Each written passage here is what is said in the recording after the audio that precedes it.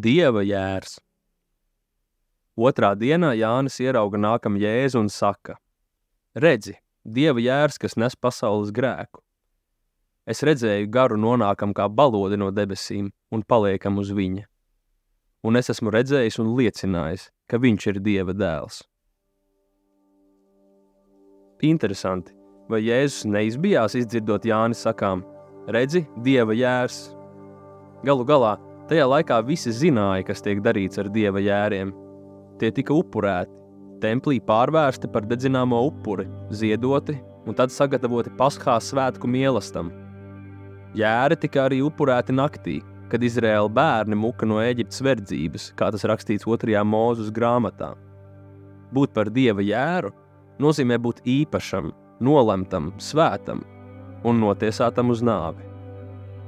Protams, Jēzus par to zināja jau kopš bērnības. Viņa vecāki bija dievbijīgi un kopā ar Jēzu apmeklēja templi Paskās svētku laikā.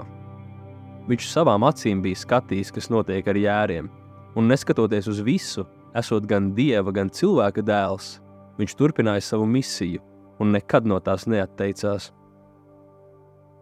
Pateicoties tam, mēs esam atpestīti.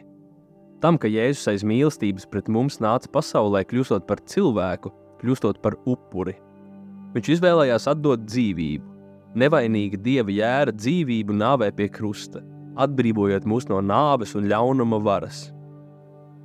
Un tagad, pateicoties tam, ka viņš ir augšām cēlies no mirušajiem, mēs, kas viņam ticam, arī augšām celsimies, lai vairs nekad nemirtu.